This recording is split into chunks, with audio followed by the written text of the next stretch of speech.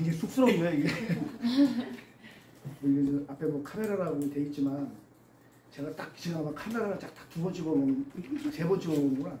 한 번은 고등학교 그 결승전 그 동대문구장에서 한번 열심히 응원하다가 TV에 한번 나와가지고 전화를 동문으로 빗발치게 한번 본 적이 있었고요. 두 번째는 회사 다니면서 그 회사 그 사내 홍보하면서 사내 CCTV 와가지고 한번 홍보 한번 한 적이 있었고 공식적으로 딱 세 번째인데 좀 쑥스럽습니다. 지난주 금요일 날 실습을 마친 임용석이라고 합니다. 반갑습니다. 그 회사 내에서 여러 가지 뭐 PT도 많이 해보고 발표도 많이 해봤는데 좀 새삼스럽네요. 전혀 모르는 내용을 가지고 잘 알지 못하는 내용 가지고 발표하다 보니까 좀 부족한 것도 있고요. 원래는 제가 내일 원래 발표를 하게 돼 있었는데 좀 일정상 좀 바뀌면서 부득이 오늘 좀 발표를 하게 되었고요. 그다음에 이제 원래는 이제 타 유형 시설 쪽에서 좀 발표를 하려고 했는데 그동안 선배 실습생님 분들이라든가 그런 내용들이 좋은 내용들도 많이 나오고 해가지고 저는 그 제 둘째가 좀 몸이 좀 불편한 장애를 가지고 있는데 한 2년 전에 재가방문센터를 개업을 했습니다. 해가지고 지금 열심히 일을 하고 있어가지고 그런 쪽 부분에서 조금 그냥 뭐 아마 여러 인터넷이나 다 찾아보시면 나온 내용이지만은 그래도 조금이라도 도움이 될 것 같아가지고 나중에라도 혹시 뭐 창업을 하시거나 할 기회가 되시면 좀 참고해 주시면 좋을 것 같아가지고 제가 센터장님한테 말씀을 드려서 제가 제목을 좀 바꿨습니다. 그러니까 뭐 얘기해 주시고요.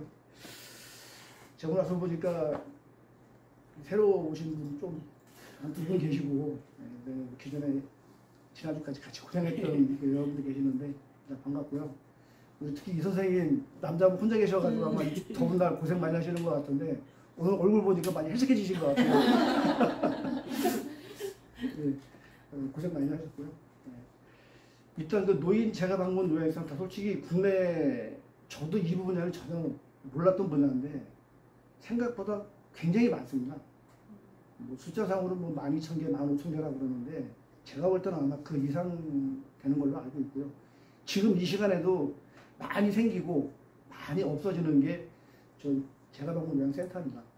그때는 아마 상당히 좀 이렇게 창업할 때라든가 좀 고려하셔서 이렇게 일단은 상당히 진입하기는 쉽습니다.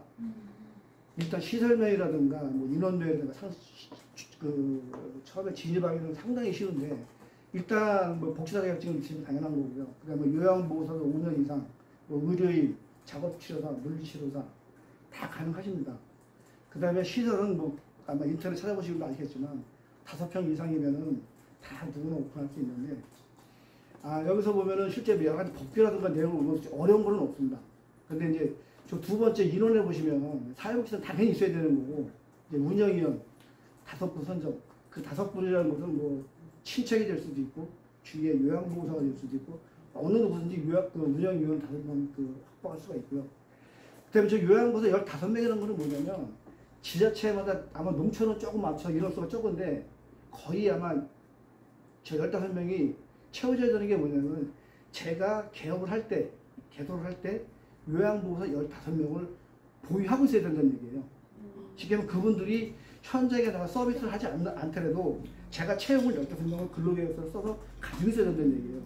그렇기 때문에 제가 그 15명을 찾아서 근로계획서 써서 제가 확보를 해가지고 있어야 돼요. 그래서 그 서류가 들어가야 구청이나 시청에서 허가를 내줍니다. 그러니까 저 말이 요양보호사 15분이지 잘 모르시는 분한테 가서 저하고 저 센터 오픈하니까 써주세요. 쉽지가 않습니다. 그럴 때 만약에 혹시나 전 하신다고 하면 저분에 대해서 지금 고민을 하셔가지고 미리 저런 부분을 확보를 해 놓으시고 난 다음에 진행을 하셔야 어려움이 없다. 그 내용 좀 말씀드리고 싶고요. 그 다음에 이제 심사 내용이 보면 뭐 사업계획서, 운영규정, 운영위원회 여기 지역아동센터에도 보면 센터 운영규정 있죠. 운영위원회 있죠.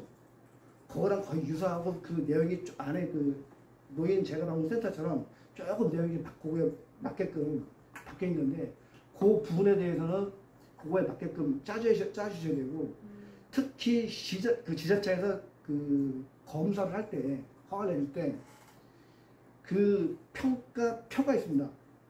뭐는 잘 돼 있냐, 어떤 건 잘 돼 있냐, 인원은 다 확보가 돼 있느냐, 그 쭉 평가표가 있고 그 평가표대로 점수를 주게끔 되어 있습니다. 80점 미만이면 탈락입니다. 그러면은 그 내용들이 보면 평가하는 내용을 보면 대부분 그 내용들이 운영 규정이나 운영위원회라든가 사업계획에 그 내용이 다 들어가 있는지를 확인을 하거든요. 그래서 평가를 합니다. 그래서 실제 그 시설에 보면은 뭐 탁자, 컴퓨터, 복합기, 뭐 그 정도는 뭐 다 가지고 계시니까 그 정도 있는 시설이 있는 거는 별 큰 어려움이 없고, 그 다음에 그 하나 주의할 게 뭐냐면 그 방문 목욕할 때 그 목욕 시설이 있거든요. 뭐 좌변기라든가 이렇게 뭐라고 좀 부르기는 잘 생각이 안 나는데, 그것도 쉽게 말하면은 실사를 나올 때 있나 없나 확인을 합니다. 물론 필요는 없는 건데도 불구하고 있나 없나 확인하는 그 하나의 검사 그 체크 항목이기 때문에 그건 꼭 준비를 하셔야 돼요. 그렇고 막상 한 2년 센터를 직접 뭐 운영을 해서 뭐 제가 주로 관여는 많이 안 했지만은 한 4개월 동안은 거의 그냥 손가락 빨고 있었습니다. 생각보다 이게 되면은 뭐 금방 오겠지? 절대 아닙니다. 저도 그냥 앉아가지고 그냥 뭐 커피 마시고 놀아라 쉬어라 하는데도 불구하고 그 한 4개월 동안은 거의 한 분이 없어가지고 맨날 앉아가지고 뭐 서류 어떻게 꾸미고 뭐 어떻게 작성해야 되고 매뉴얼 자료 어떻게 움직여야 되고 쭉 하면서도 막상 전화하고 상담 전화가 오면 무슨 말을 먼저 해야 되지, 어떻게 상담을 해야 될지 진짜 우왕좌왕하게 되고 좀 많이 이렇게 좀 우왕좌왕하게 됩니다. 그렇기 때문에 그 쉬는 시간, 그 실제 상담이나 여러 가지 그 내용이 없다 하더라도 그 기간 동안에 정말 나름대로 스피치, 뭐 상담이 오면은 뭐 어떻게 뭐 1번 뭐 인사는 반갑습니다. 어디 누구입니다. 뭐 2번 어떤 일을 도와드릴까요? 그런 매뉴얼을 쭉 만드셔가지고 계속 반복적인 연습을 하셔야 전화가 오더라도 바로 받아가지고 상담을 할 수가 있습니다. 그 상담 못하면은 그 상담자는 딴 데로 가거나 연락이 안 오거나, 솔직히 우리 여러분들도 뭐 구매하시거나 뭐 하시다가 상담했는데 대충 그냥 뭐 어리버리하고 모르고 하면 여기 아닌가 보다 싶어서 연락 안 하잖아요. 똑같습니다. 때문에 항상 막상 어떤 그 수급자가 없다 하더라도 될 때까지 어떻든 간에 계속 똑같은 일을 반복적 연습을 하고 해야만이 그 상황에 닥쳤을 때 바로바로 응대가 가능하다는 얘기예요. 그러니까 그 부분 상당히 좀 미리 연습하셔야 되고요. 그 다음에 이 재가방문센터가 일단 수급자가 15명이 되면, 15명이 넘으면은 가산사회복지 1명을 제가 채용을 할 수가 있어요. 물론 그 채용을 하면 정부에서 비용을 대줍니다. 월급을. 그 다음에 30명 이상이 되면 1명 더 뽑을 수가 있어요. 그 다음에 60명이 되면 1명 또 뽑을 수가 있어요. 그래서 그 가상사회복지사님들 하시는 일들은 그 노인 대상분들, 서비스를 받으시는 분들에 대해서 매월 일에 무조건 정기 한 번 방문을 하는 게 그분들의 주요 업무 일입니다. 방문을 해서 그분 상태가 어떤지, 뭐 밥은 잘 드시는지, 뭐 건강 괜찮으신지, 뭐 나가서 체육 활동을 잘 하고 계신 건지, 그런 내용을 항상 와서 기록을 하고 일제 남기는 게 그분들의 주요 업무고, 항상 20분 이상은 앉아야 된다는 얘기입니다. 그 다음에 그 앉아있는 시간 20분이 어떻게 보면 굉장히 깁니다. 한번 뒤집어서 생각을 해보세요. 여러분들이 그런 복지사라고 생각하시고 현장을 나가서 예를 들어가지고, 근데 앞에 주로 이제 할머니나 할아버지들이시겠죠. 대화를 할 거 아니겠습니까? 과연 그 상대하시는 분들이, 죄송한 말씀입니다, 정상적인 분들이 거의 없어요. 그러니까 치매를 좀 앓고 계시거나 인지력이 많이 떨어지시거나 어떤 그 몸에 대한 어떤 그 운동 능력이 많이 떨어지는 분이기 때문에 실질적으로 그분들하고 대화하기가 정말 어렵습니다. 귀에다가 뭐 소리를 질러야 되는 경우도 있고, 똑같은 말 수십 번 반복해야 되는 것도 있고. 한번 생각해보세요. 우리 시선생님이 가서 오늘 모임으로 앉아서 똑같은데 계속 20분 동안 계속 반복한다고 생각해보세요. 상당히 쉽지는 않은 일이다. 저도 직접 경험을 해봤는데, 물론 제가 한 거는 쉽지 않게 하고 있지만 너무 힘들더라고요. 이제 그런 거에도 오는 스트레스. 지난번에 우리 운영위원장이 모셔가지고 스트레스 받지 말라고 했지 않습니까? 거기 자꾸 공간이 가더라고요. 그 스트레스는 정말 그 이루 말할 수 없는 그 복지사님들의 어떤 그런 스트레스. 그러니까 아마 그런 부분들은 마음속에서 일단은 좀 이렇게 좀 여기뿐만 아니고 그런 거에 대해서 이렇게 좀 미리 좀 이렇게 뭐라더라 마음가짐을 하고 계시면 조금 나으실 것 같고요. 그 다음에 이제 그 복지사분들을 이제 채용을 하면은 이제 두 명 채용하고 3명 채용을 솔직히 국가에서 다 지원해줍니다. 다 급여는 다 지원해주는데 만약에 처음 한 명 뽑았을 때 만약에 100%다 준다. 그럼 두 번째 뽑을 때는 200%가 아닙니다. 180%, 190% 이렇게 줘요. 전혀 다 안 주고. 그다음에 3명째 들어오면은 뭐 300%가 아니고 뭐 260%, 뭐 250%. 나머지는 네가 그만큼 벌어놓은 가지고 채워서 주란 얘기인데, 그래서 실질적으로 이렇게 뭐 카페라든가 내용을 들어가 보면은 그 가상 복지사분들의 급여가 상당히 좀 낮은 거는 맞습니다. 처음은 좀 많이 낮은 편인데, 이제 그렇기 때문에 저렇게 좀 이직률도 좀 높고 이동하는 분들도 많고 또 특히 젊으신 분들이 오셔가지고 참 힘드시죠. 20대 한 중후반 정도 오신 분들이 70, 80대 보고 모인다고 대화하려는 게 대화가 되겠습니까? 얼마나 힘드시겠습니까? 솔직하게. 그러니까 현실적으로 그런 어려움이 좀 있다. 그거 아시면 되겠고요. 그 다음에 이제 그 가장 중요한 이제 요양보호사를 이제 쉽게 말하면 제가 한 분이 상담이 돼서 그분이 이제 보통 등급이 없으시면 직접 현장에 나가서 상담을 해드려요. 상담을 하면 대부분 이분이 한 4급 정도 나오겠다, 5급 정도 나오겠다. 그 다음에 그분의 재산 상태를 파악을 대충 하면은 이분은 뭐 전액 면제다. 아니면 이 사람은 본인 부담금이 뭐 15%다, 6%다, 아니면 전액 면제다. 그 압수가 있거든요. 그게 보면 이제 그 국민건강보험공단에서 그 평가 항목의 그 내용에 보면 그분이 딱 찍혀 있어요. 나중에 이제 그분이 등급을 판정을 받고 결과가 나오면 그 결과표에 그분의 등급하고 그다음에 그분이 본인 부담금이 내야 될 금액이 몇 프로라는 걸 다 찍혀서 나오거든요. 그러면 이제 그거를 상담을 다 해서 그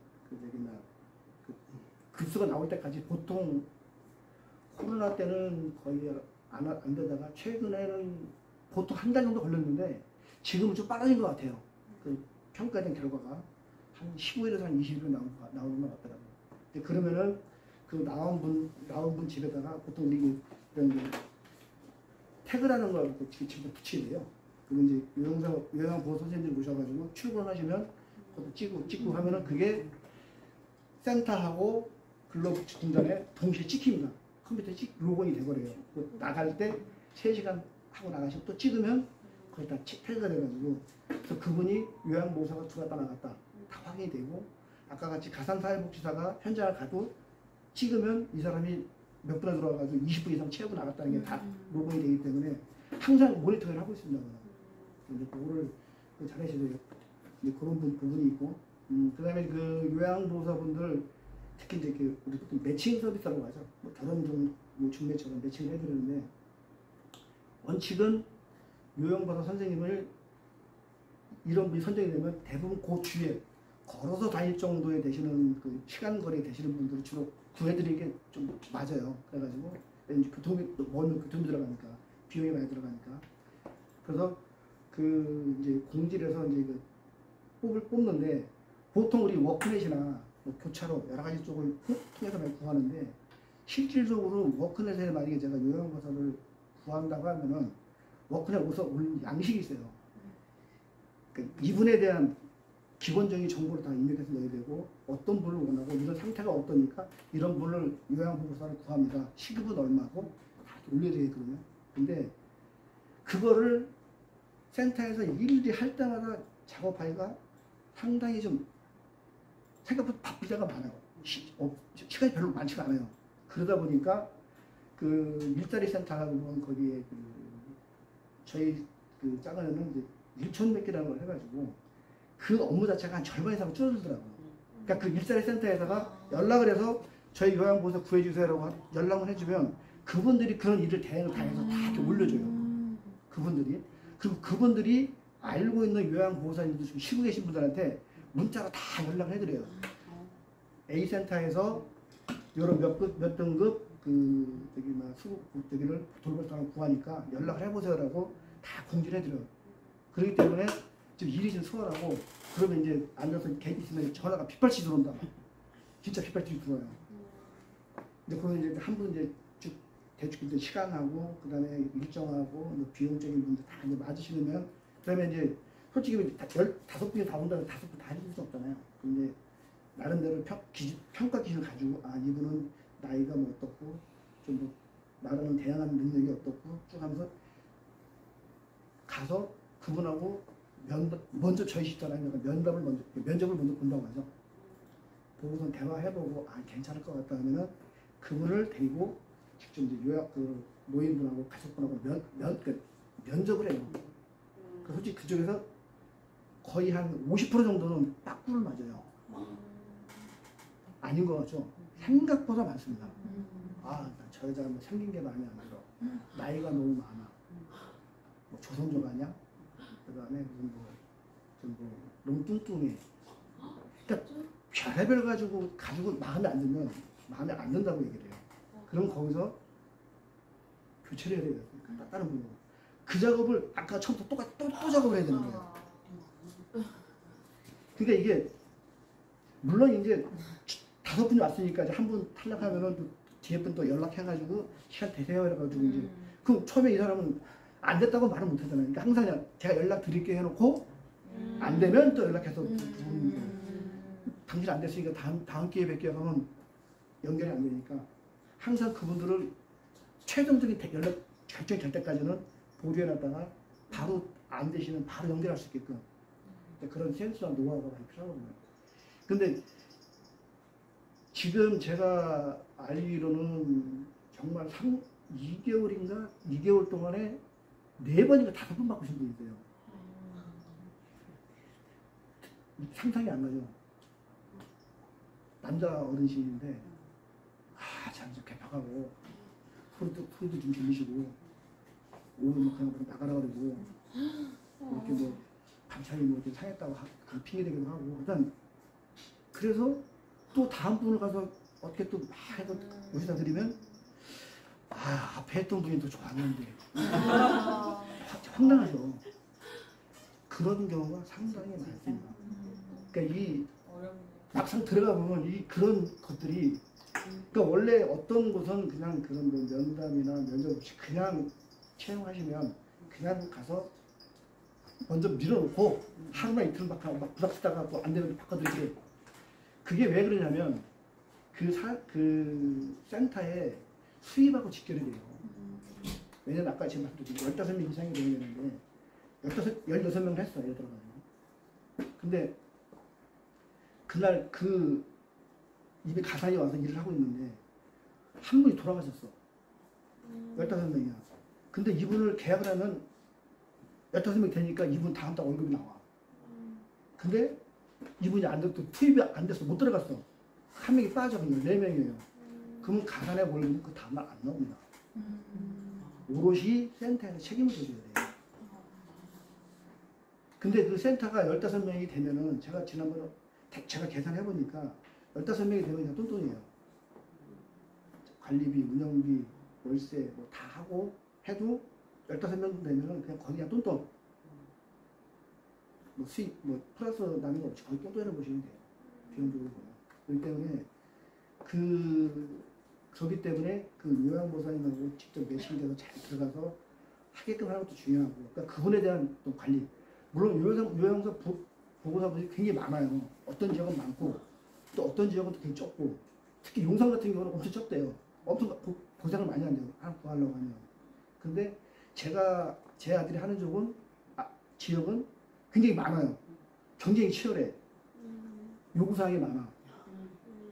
나는 뭐 왜 20원이 적냐, 뭐 30원이 적냐, 그런 것부터 해가지고, 뭐 시간이 어떻고 여러 가지 그 요구사항도 많으시고, 또 센터가 많기 때문에 또 옮기시는 분도 많고, 그렇기 때문에 근데 요양보호사님은 이제 서비스 줄 때 그런 에러점이 현장에 많다는 거 그렇게 좀 아시면 되고요. 아까 제가 말씀드린 일자리 센터를 좀 활용을 하시면 그런 보호사님들하고 연결되는 걸 조금 수월하게 할 수가 있다는 거 말씀드리고요. 그 다음에 이제 관리 시스템은 뭐 아시겠지만 우리 W4C라 해가지고 사회복지시설 지원 정보 시스템 그거는 거의 다 똑같이 거의 다 이용을 하고요. 그 다음에 이제 국민건강보험공단 쪽에 하고 연계된 프로그램이 있어요.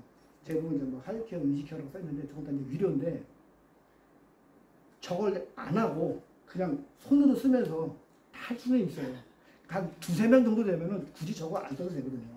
근데 인원수가 늘어나면 저거 사용하는 게 비용이 좀 들더라도 편합니다. 왜냐면 모든 태그나 모든 이런 작업들이 다 전산으로 자동으로 다 프로그램으로 돌아가서 다 운영되기 때문에. 근데 만약에 저걸 안 쓰면 요양보호사님이 가서 출석 다 손으로 쓰셔야 되는 거예요. 다 손으로 쓰셔야 되기 때문에 굉장히 아니 불편해요. 급여 계산도 그렇고 여러 가지 비용이 들어가기 때문에 저거는 꼭 사용하시는 게 좋을 거다. 근데 비용은 좀 들어간다. 네, 그렇게 하시면 될 것 같고요. 이제 가장 중요한 거 센터 해지. 정말 가혹합니다. 일단 3년에 한 번 정기 감사해요. 정기 감사하고 예, 거기에 뭐 이제 뭐 DF 요즘 뭐 평가 불량하면 1년 뒤에 재평가를 해서 그래도 불구하고 또 안 되면은 그냥 해지입니다. 해지. 그리고 이제 특히 이제 뭐 불법을 저질러가지고 불법 그다음에 뭐 회계부정 돈 가지고 장난치는 거 시키면 이제 실제 요양보호사가 안 들어갔는데 들어간 것처럼 꾸며가지고 돈을 뭐 받는다든가 그다음에